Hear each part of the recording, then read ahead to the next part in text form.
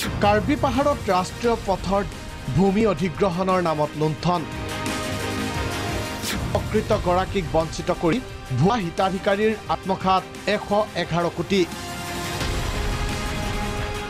কাৰ্বি আংলঙৰ মাজেৰে যোৱা 36 আৰু 39 নং ৰাষ্ট্ৰীয় ঘাইপথৰ ভূমি অধিগ্ৰহণক লৈ হোৱা এই কেলেংকাৰীত নাম সাঙুৰ খাইছে কাৰ্বি আংলং জিলা প্ৰশাসন স্বায়ত্তশাসিত পৰিষদৰ লোক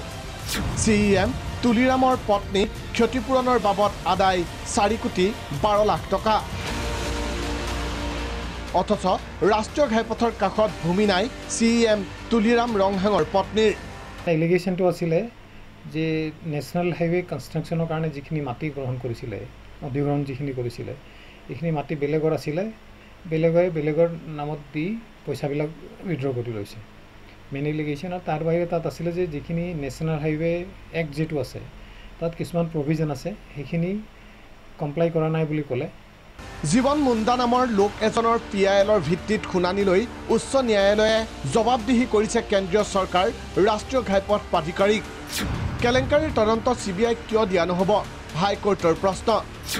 ৰাজ্য চৰকাৰক চৌকছ জাৰি উচ্চ ন্যায়ালয়ৰ government national highway authority national infrastructure development corporation যেটো আছে এইকেইজনক ৰিপ্লাই ফাইল কৰিবলৈ কৈছে আৰু লগতে কৈছে যে যেহেতু ইয়াত খুব পইচা লৈ কাৰাপশ্যন হৈছে তো পিটিশ্যনাৰ ৰেছপণ্ডেণ্টক মানে সুধিছে নটিচ ইছ্যু কৰিছে যে ইয়াত independent enquiry from independent person নহ'লে CBI ইনকুৱাৰী কেলৈ দিয়া নাযাব এইটো এটা নটিচ এটা ইছ্যু কৰিছে আদালতৰ নথিত উন্মোচিত হৈছে ভূমি অধিগ্ৰহণৰ নামত সংঘটিত এই কেলেংকাৰীত জড়িত ৰাজনৈতিক নেতাৰ লগতে চৰকাৰী কৰ্মচাৰীও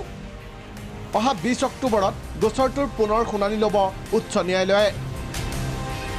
ভিডিঅ' জাৰ্নেলিষ্ট প্ৰণৱৰ সহযোগত নীলকমল কলিতা প্ৰাগ নিউজ